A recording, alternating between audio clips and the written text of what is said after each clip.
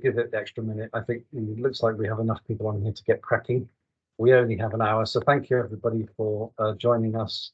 We have an hour. We want to not make this entirely a presentation slot, but an opportunity for Q&A on the plan. But we will start by taking you through a top-down view on the plan, just to make sure we're on the same page before we get the Q&A started. As you're aware, we're in the impact assessment window now for CR22, and we wanted to have these playback sessions as early as possible in the window, just to make sure that you're heading in the right direction, and any queries that you have that will support the impact assessment that applies to CR22 are covered. So we'll briefly go through. It takes about 20 odd minutes to get through the slides, and then we'll get into Q&A. So let's just crack on and do this. So as per PSG, just to reiterate a summary that we gave to PSG on the plan. So as was always intended, the programme plan was going to be reset, rebaselined once all the core capability providers were in place, and once the design was baselined. So that now is the right time to do that. And since the decision document in August 21, we know there have been significant changes to the plan, which has affected everybody. And this impact assessment on the CR22 is the way in which we can all identify the impacts of the changes in the plan since then. So the big differences in the plan, as we are aware, is that participants can, to some extent, move at different speeds through the programme. And this has been a significant change in terms of phasing the delivery. And the SIT strategy itself has become more nuanced, allowing for some staggering of entry into component integration testing. And we're trying to do our best to accommodate parties arriving into SIT. And for that reason, again, the plan has been changed. Some of these things are still going through governance, but when you write your impact assessments for CR22, we are expecting you to call out the assumptions that you are making in making these impact statements, and they should be along the lines that are being discussed within the governance groups in any case. On equivalence, for that, participants in SIT will not, as an assumption, a strong assumption in the plan is that they will not have to undertake qualification testing, although they'll still have to do their qualification assessment document and only DBT2. So basically that's a strong assumption in the plan. That's certainly what we expect to be a foundation stone in the plan, and it's something we have discussed actively with the code delivery bodies. Equivalence is a strong assumption in that way, and reliance non-SIT participants may, where appropriate, place reliance on MHHS testing done earlier by other PPs.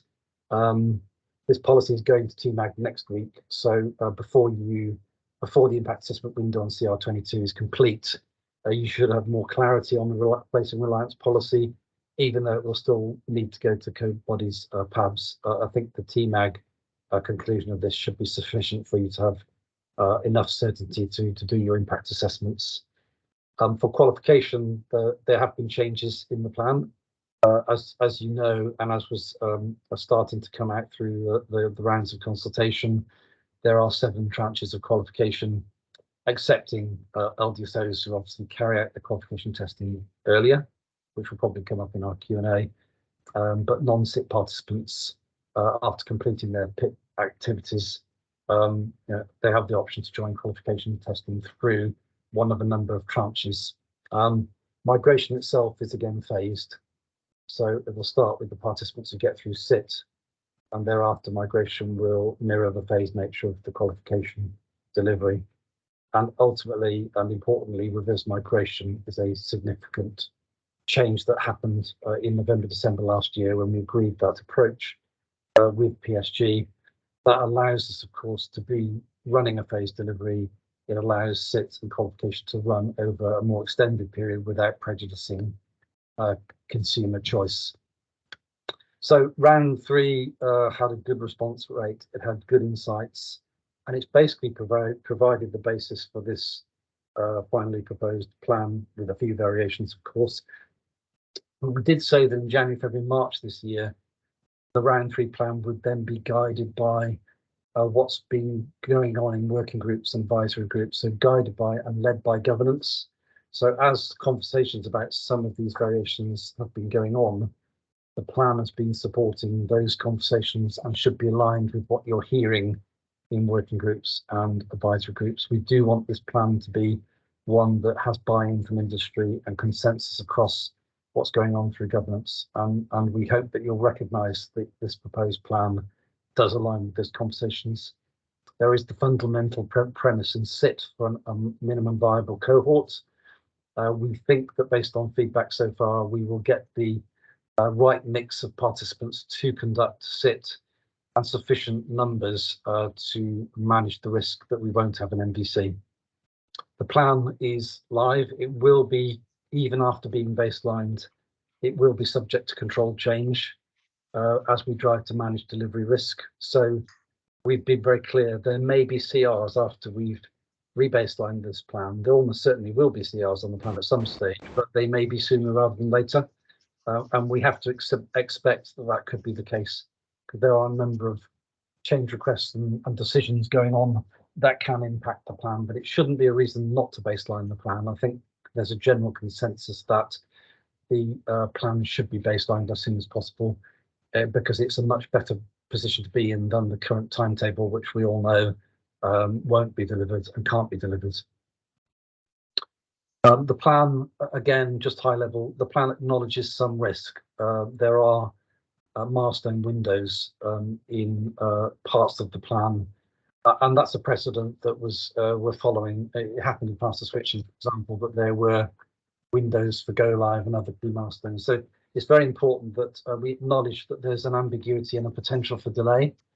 So for M10, which is a particular important milestone for this constituency, M10 has a 3-month window. We're saying that the beginning of that window is what we're planning for, but that the date could move within that 3-month window. And if it is, it's a risk. And if it was to be moved, then we would do a controlled change on that. We will monitor that window through each control point, and there are decision milestones ahead of those windows to agree the dates later on.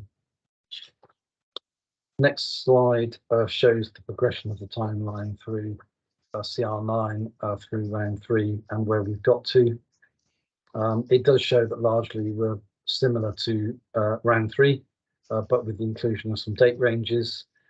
There is an assumption that, for example, in our plan, if M10 moves by, say, a month, then we're assuming M14 will move by a month, M15 will move by a month, M16 will move by a month. It might be that if M10 does move, we can lessen the impact of subsequent milestones, but for the purposes of the plan, we've just assumed a pro rata knock-on effect if that were to change. We intend to reach M16 by December 26. It is quite a long way ahead, and if there's a cumulative effect of delivery risk and change before that, of course, it would affect M16, but absolutely the plan is predicated on getting to M16 within 2026. Coming back to the early part of the plan, we have extended component integration testing by a couple of weeks because we at round 3 acknowledged there was an issue in aligning the plan with the current MPRS and the DBT delivery plan. So we've managed that by extending the CRT by a couple of weeks, and essentially MPRS is materially delivering stuff into the beginning of CIT and also towards the back end of CIT. We've revisited assumptions on the period for regression testing in SIT. We've slightly curtailed the regression testing period to ensure that overall we still maintain the SIT completion timeline. There is obviously risk in that, but at this stage, I think we just need to, we won't know how much regression testing will be made, but we've been very clear about the assumptions we've made and the risks. Sorry, somebody's saying they can't see the screen. Yeah, okay. Sorry, Kevin, it's just a blank screen for me. Is everybody else able to see it? Yeah, I can see it right, Jacqueline. I think it's a problem on your end. You obviously can't see my name either. I'm keen. No, I can see lots of bubbles now. They've just popped onto my screen, but I can't see your presentation, unfortunately. So, Okay, not sure. Not to worry. I'll listen avidly. I don't think we've got a Kevin in the meeting actually, but anyway, right. So that's that one. If we Keith, is there an option for me to email Jack the slide deck quickly in the background? Just if she can't see it, that would be very helpful. Thank you. Thanks, Jason. No problem. Okay, the next slide, which is just reinforcing that this timeline is primarily a refresh of round 3, with the critical paths mapped out in the way that we did in round 3. So the heavy red line is the actual critical path all the way through the plan to M16, based on the last the timescale to get through the last tranche of qualification. The CBT2, which is the heavy dotted line, is the path through MDC and SIT to migration to reach M10 and M11. And the third critical path is the path through the first qualification tranche to a migration. So no real change to the way in which we've been displaying the path through the plan. There are a number of key risks that we've called out, which probably are important in terms of your thinking in relation to your impact assessments. Some of them are less obvious than others. Risk 1, clearly we need the core capability providers to be there on time. The first one being DIP and Helix, and any variation to the delivery of the core capability providers will directly impact on the plan.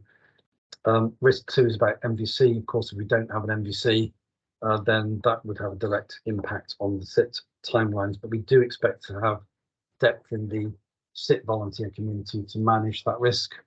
And by 23rd of May, we hope to have more clarity on who will be participating in SIT.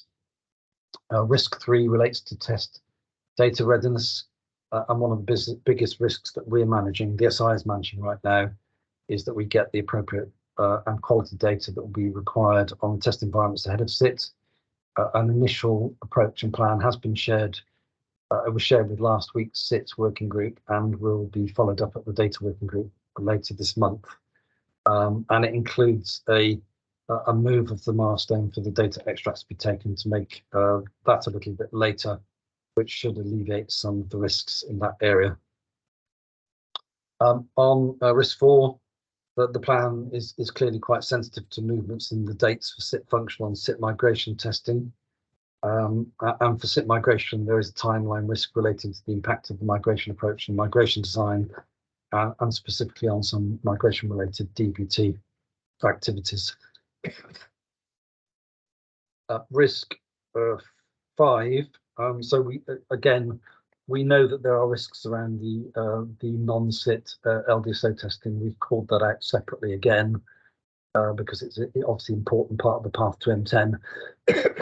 And we called it out separately because, of course, it's qualification activity which happens earlier than the rest of the qualification activities and is specifically important to this group. And we will be focusing on that area specifically because there are risks here that are specific to that activity. Risk 9, assumptions around the qualification testing duration have been set out for each of the qualification tranches. So just for your information, we've agreed these with the code bodies, and participants who are going through the qualification route will go through one of 7 tranches, each tranche being 6 months for the qualification activities plus another 2 months for the governance activities. And there's a risk 7 that we might get bunching towards the back end of the qualification tranches from the slower participants, and we'll need to monitor the ability to accommodate that as we go through. Risk 6, which is more to do with suppliers and their contracted parties. If suppliers have got contracted parties they're relying upon for migration, but those parties are not going through SIT but through qualification, then there'll have to be some portfolio management of suppliers and their service providers to ensure that we get migration activities done or started as early as possible. And to risk 8, suppliers with the larger volumes of migration of MPANs to migrate should be seeking to start migration sooner rather than later to take advantage of and to make sure they can get migration done within the window. So we'll be looking for ways we can support that. In risk 10, we have an 18-month migration period. We've modeled the scenarios and made some assumptions, including assumptions from faster switching, for example. It shows we need the 18 months to get the migration done. We're assuming a couple of large suppliers in SIT, which would allow us to get 5 to 10 million MPANs migrated starting April 25, and possibly 12 months to get that done. And it means roughly 20 million MPANs to be migrated after qualification, with that qualification conducted by 7 tranches. So the first tranche in qualification would start migrating in September 25, with 12 months to complete that. The last people will get through qualification by the end of March 26, and we then assume 6 months for them to complete that, which means the whole exercise ends at roughly the end of Q3 26 or early Q4 26. But M15 obviously needs 100% of MPANs migrated at that point. That's the overall summary on the plan and some of the key risks that we've called out in the documentation that we sent. Briefly touch on phases, just to make sure that we've, by exception, called out a few notable points here. So for design assurance, there's a new approach to design assurance, as you know, which has been communicated via DAG and a specific webinar last month. We are keen to engage everybody, and particularly SIT participants, as early as possible to gauge any areas of concern in the design, and to target those more deeply as we move towards SIT. So the questions that are going out and have gone out to some parties already on the design assurance will be focused on the design information that we want. One of the benefits of volunteering for SIT, of course, is that design assurance support will be prioritised for SIT participants to ensure that we can de-risk that area of the delivery. On the next slide is just the timeline for the design assurance. So the core capability providers received the questionnaire on the 11th, which was Monday this week. We are sending out the questionnaire to everybody else on the 9th. As I've been told, the questionnaire is actually already on the collaboration base. So if you want an early view of the questionnaire, then it's there and you can look at it. The questionnaire is the same in both cases. The one we sent out already and the one we're sending out on the 9th. It's the same questionnaire. And there are deadlines for responses, and for anybody that wants to be in SIT, they are required to respond according to the deadline. For those that are not intending to be in SIT, we'd still like to get your replies at this stage, but we do recognise that it may be a bit early for some, and therefore we will revisit this exercise for those participants later in the year. Now, moving on.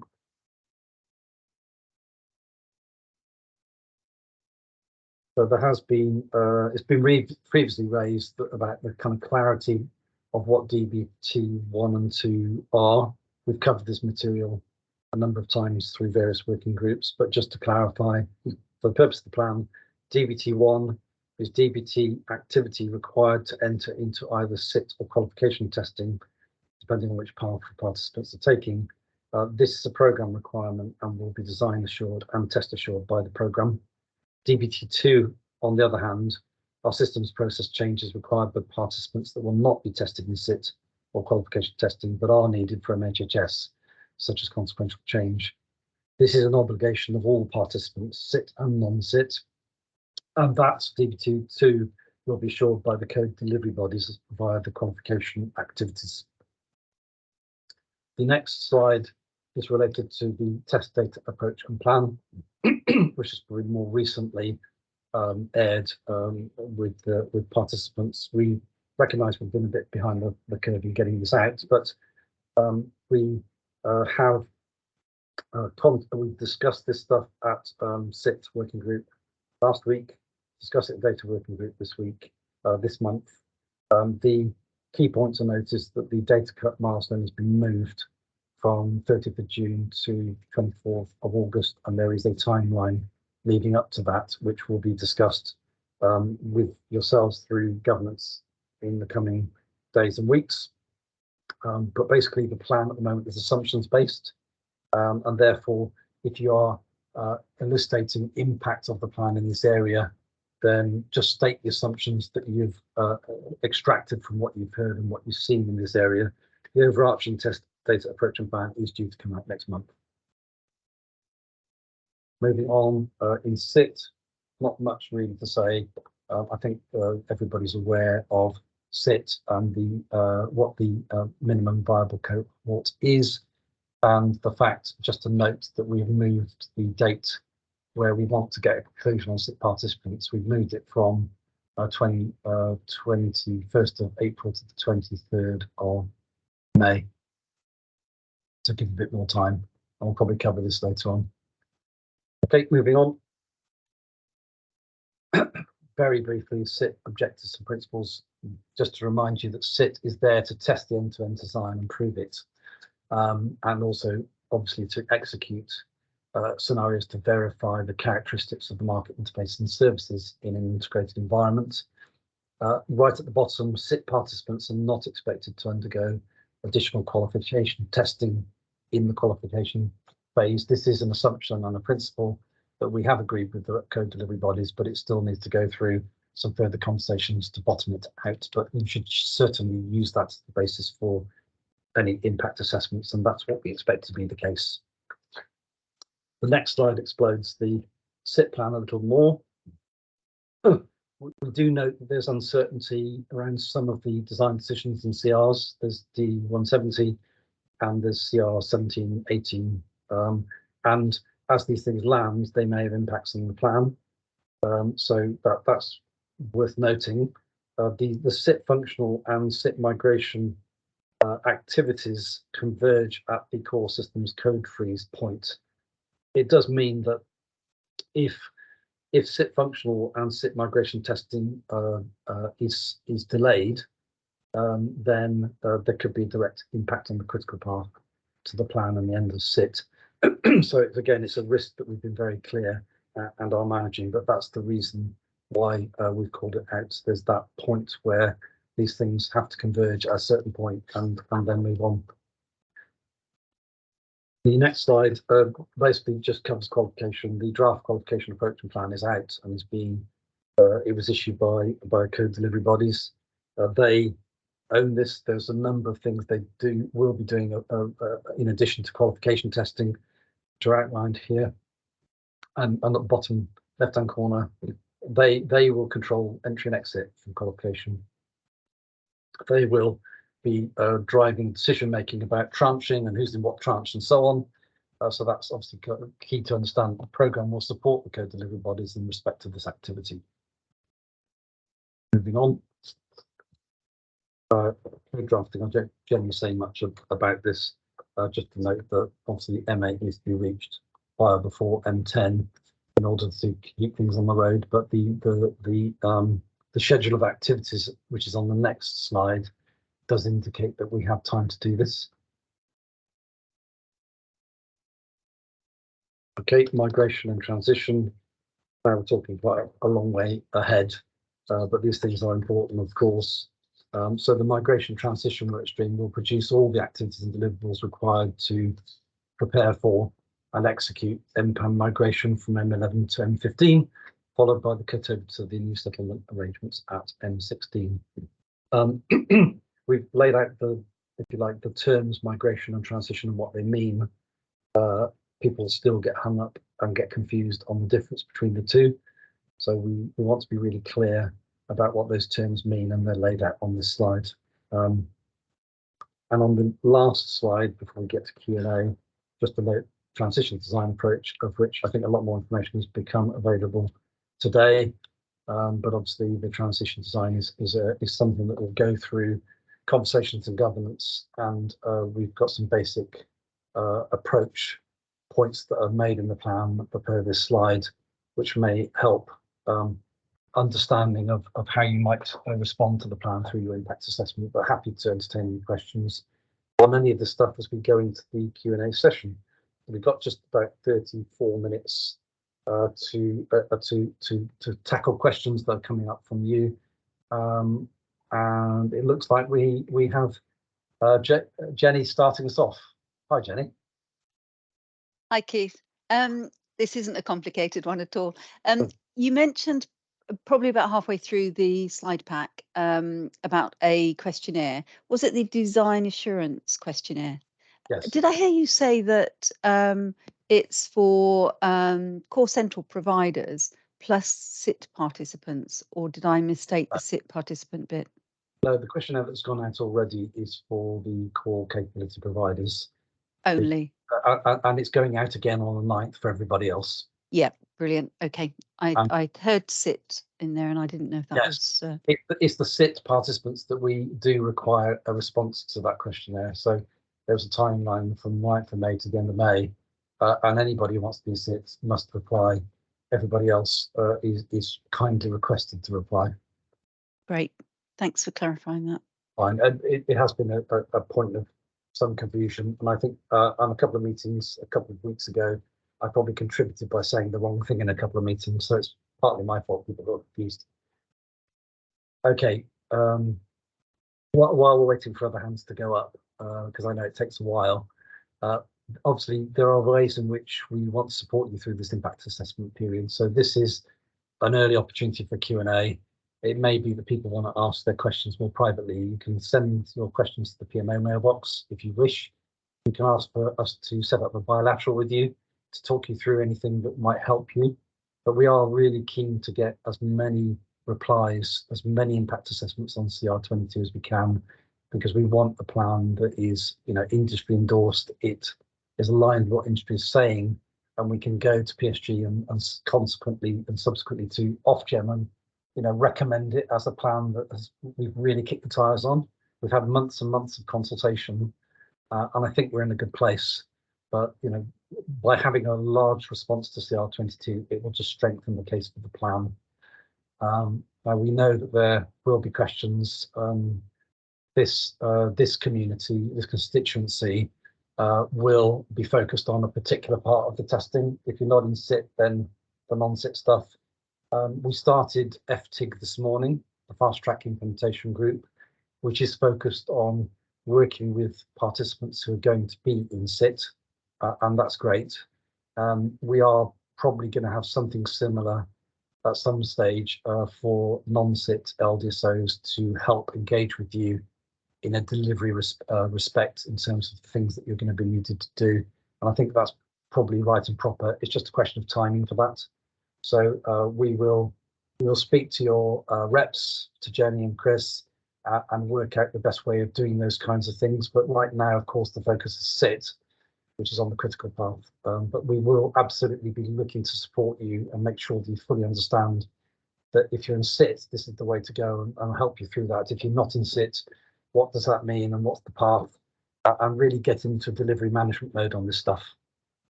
So that was my bit of giving people a chance to raise their hands and ask questions. It's fine if you don't. It may be that many of you are here just to hear the introduction to the plan. And I think Sunia managed to save me at this moment by asking a question. Hi, Kevin. Just Sorry. hi, Keith. Sorry. Hi, Keith. Sorry. Just a question about the qualification testing. So in the qualification testing, is there in the tranches, not in the non-LDSO SIT, non-SIT LDSO testing? In the qualification tranches, is there a requirement for the DNOs to participate or support the testing? So I wasn't quite sure what the question was, if I'm honest. Shall I just explain the context a bit, Sunil? So the expectation is for those LDSOs that are not participating in SIT, that will all complete the qualification testing that's defined in advance of M10. We are expecting the placing reliance policy to apply and the equivalence policy to apply. So there is the opportunity to place reliance on testing within SIT for those LDSOs that are not participating in SIT. So there is the opportunity to do that, particularly with some of the consolidated testing that's being looked at with St Clement's and for CNC for the iDNOs. But yes, those that aren't participating in SIT will have to complete that qualification testing in advance of M10. And we have been clearer this time round by calling it qualification testing, because it will be testing that will be executed by the code bodies. Yeah, I'm clear on that. I'm clear on that non-SAT qualification testing. That's clear. But in the qualification tranches, where I believe it is the suppliers who are doing the qualification in that stage.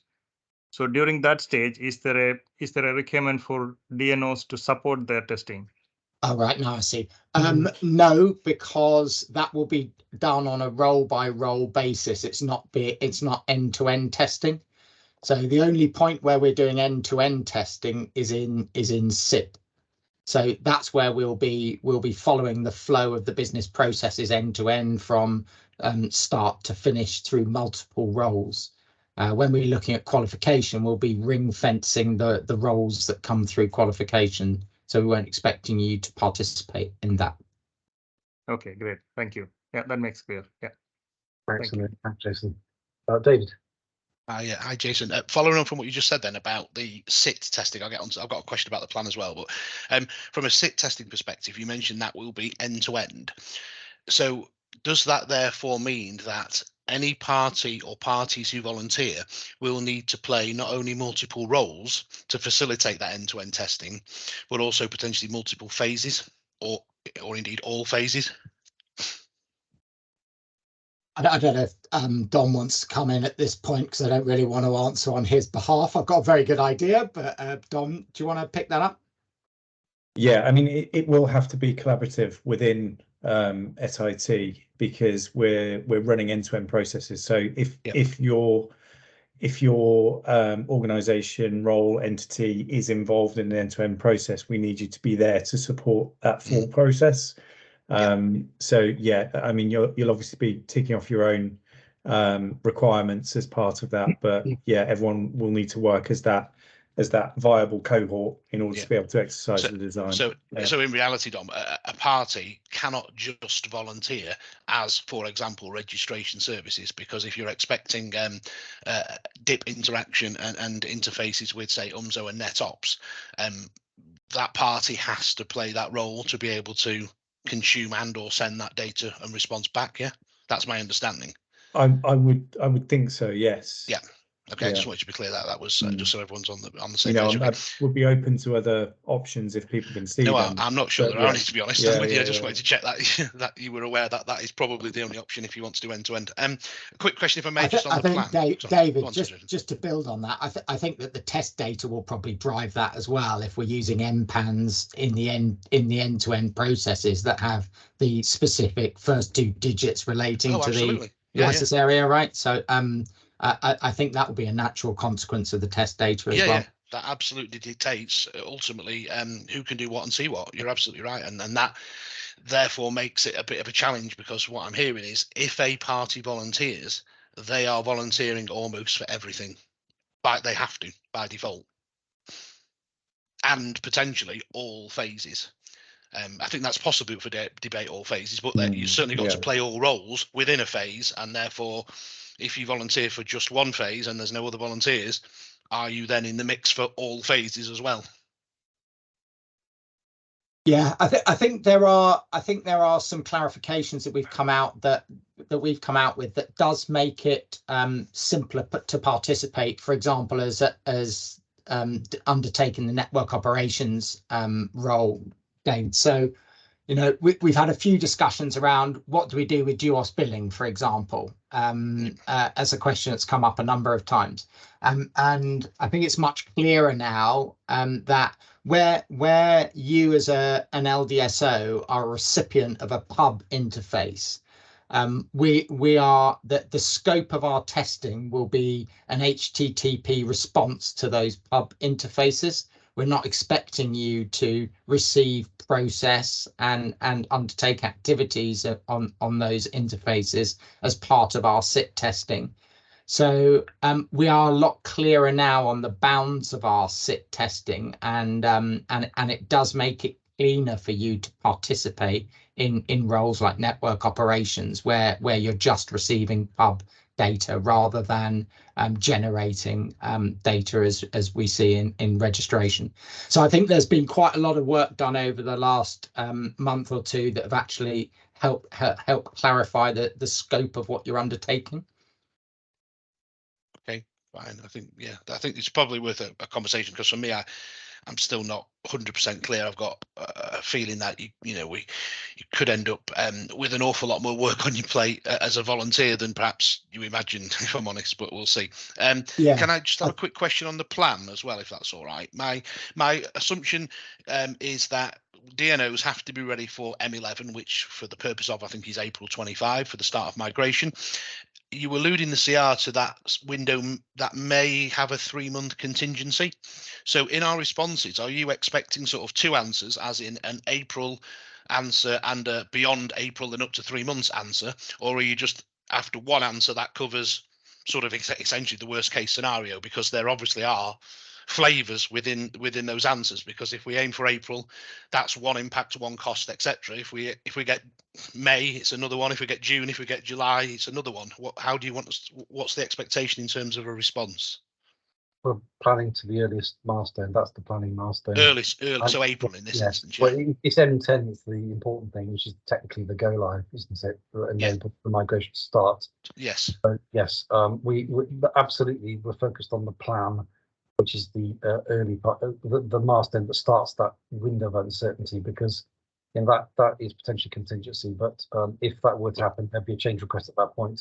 Right. Okay. So because the CR, the way it's worded, it sort of alludes to this 3 months contingency, and it doesn't, for me, it doesn't quite clearly state whether this CR factors in that contingency and actually is covering a potential future CR by default, or what you're saying, I think, Keith, is Yes. No, there would be a further CR if we go past April to invoke a potential window, which may be 3 months. Yeah. Yes, because we're not entertaining the likelihood of there being slippage, but in the case that there might be, then of course there'll be a CR at that point. Great, that's fine, because that gives us some certainty. Yeah, that's fine. And in fact, as per previous precedents, at every control point, we'll look at those windows and look at whether they're still fit for purpose, or in fact we can narrow them, having more information about when the milestone might actually be. And then before we get to the actual point, there'll be a decision milestone on the date to confirm that it is still where it should be, or whether it's moved. So there will be, we'll see it coming, and there'll be mechanisms and points at which, if there were need to move it, then there'll be a CR at that point. I see there's no other hands up, so I'll hog the limelight a minute with one more question. The difference between M10 and M11 is broadly a month, I think. Forgive me, I'm not seeing I've not got it in my head. What happens in that month? Do we all just sort of sit back and go, marvelous, well, let us know when you're migrating, or what do we do in reality? Because we might need that month, is what I'm saying. So sort of, can we use it, or is there a deliberate sort of 1 month gap for some reason that I'm not seeing? Do you want me to cover this, Keith? So the reason why there's a 1 month gap is it's effectively a 2 month gap from the end of the qualification processes for the last for the qualified parties. We've allowed 2 months for those qualified parties to go through the PAB process for qualification and to stand up their production environments and data. So we've allowed a 2 month window to go through that process. Now, that's just a planning assumption. It might be that it could be done quicker. It might be that people need to hold out the date longer to do it. But that's our planning assumption at the moment. It's to allow for those parties that are going through the PAB qualification process to go through that and stand up their prod environments. Okay, no, that's fine. So in reality, the actual sort of go live date, albeit it doesn't happen for a month, DNOs have to be qualified ready, production ready, actually at M10, and that's then M11 correct. Is this? Forgive me. Yeah, okay, that's fine. Yeah, that's right. And importantly from us as an MHHS perspective, aligned with M10 is putting the load shaping service live, we need to make sure the load shaping service is live in advance of MPANs being migrated across as well, David. So there's an impact for Elexon central services as well. Okay, that's great. Yeah, Thank you.